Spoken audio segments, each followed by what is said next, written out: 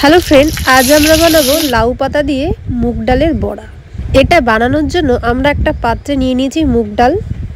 তোমরা চাইলে মুসুর ডাল দিয়েও করতে পারো, আমাদের কাছে মুগ ডালটা ছিল তাই আমরা মুগ ডালটা দিয়েই বানিয়ে ফেললাম। তো প্রথমে ডালটাকে ভালো করে একটা পাত্রে রেখে ধুয়ে নেবে, তারপর লাউ পাতাগুলোকে রেখে একটা পাত্রে সুন্দর করে লাউ পাতাগুলোকে ছাড়িয়ে নেবে।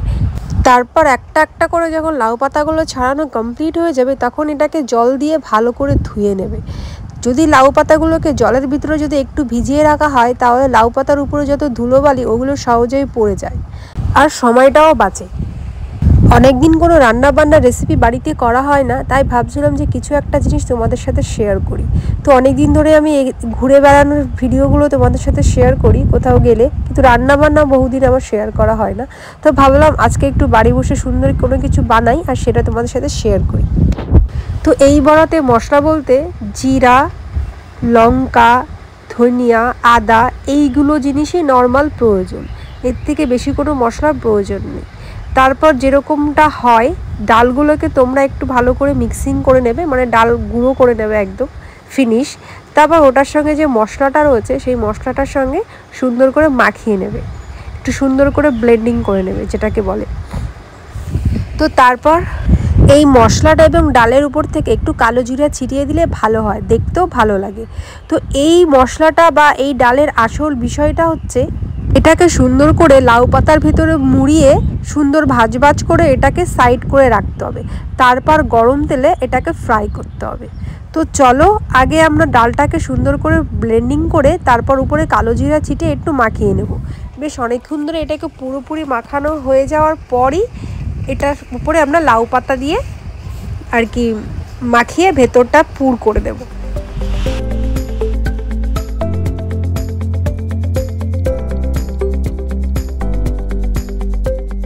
তারপর চলো একটা পাত্রে এই লাউ পাতাগুলোকে সুন্দরভাবে পরিবেশন করলাম এবং এর ভেতরে যে ডালের পুরটা আমরা তৈরি করেছিলাম সুন্দর করে এই ডালের পুরটার ভেতরে মাখিয়ে লাউ পাতাটাকে সুন্দর একটা শেপে আমরা ভাঁজ করে এক এক করে সাইডে আরেকটি পাত্রে আমরা রেখে দেবো।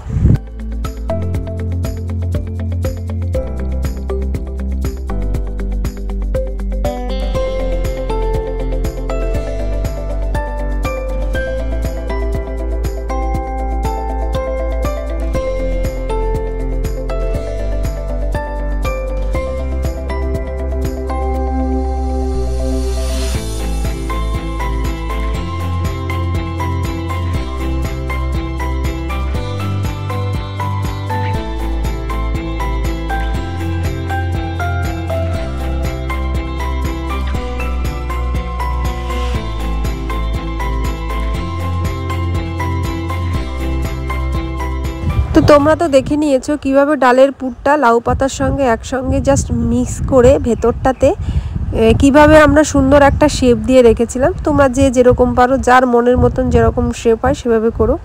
তারপর দেখো গরম কড়াইয়ে সর্ষের তেল দিয়ে আমি এটাকে ফ্রাই করব। তো তেলটা দিয়ে দিয়েছি, তেলটা গরম হওয়ার পর আমরা লাউ পাতা একে একে ওর উপরে ছেড়ে দেবো। তোমরা মাস্টার্ড অয়েল ইউজ করো, আমিও এখানে মাস্টার্ড অয়েল ইউজ করেছি।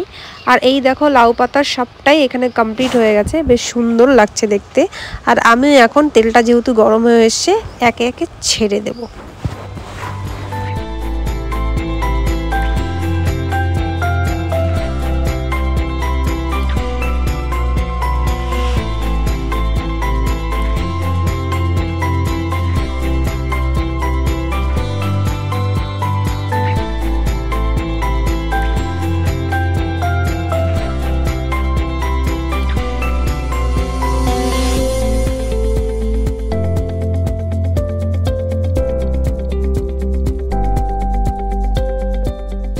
তো এই লাউ পাতার বড়াগুলো তোমাদের আমি একে একে উল্টে দেখাই, দেখো কত সুন্দর একটা কালার এসছে আর খেতেও আমার মনে হচ্ছে খুবই ভালো হবে।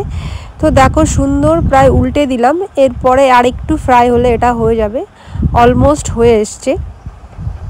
তো এটা হচ্ছে ফাইনাল লুক। তো দেখতেই পাচ্ছ লাউ পাতার বড়াটা কেমন এসেছে, যেহেতু এখানে কোনো লঙ্কার গুঁড়ো বা কোনো কালার দেওয়া হয়নি, এটা জাস্ট ন্যাচারাল কালার। তো কালারটা এরকমই আসবে। তোমরা চাইলে একটু শুকনো লঙ্কার গুঁড়োও দিতে পারো, কাশ্মীরি লঙ্কার গুঁড়োও দিতে পারো, কিন্তু আমার মনে হয় এভাবেই বেশি ভালো খেতে। যেহেতু আমরা ওসব তো সবসময় রেস্টুরেন্টেও খেয়ে থাকি, কিন্তু ন্যাচারালভাবে বা পিওরভাবে জিনিসগুলো বাড়িতে বানিয়ে খেতেও যে অনেক সুন্দর হয় সেটাও তোমাদের দেখিয়ে দিলাম। তো দেখেই বুঝতে পারছো কত সুন্দর হয়েছে, আর খেতেও অসাধারণ হয়েছিল। তো এটা ছিল আজ আমার সহজ রেসিপি। তোমাদের কেমন লাগলো জানিও, ভালো লাগলে লাইক, কমেন্ট, শেয়ার, আর প্লিজ একটা সাবস্ক্রাইব করো। টাটা।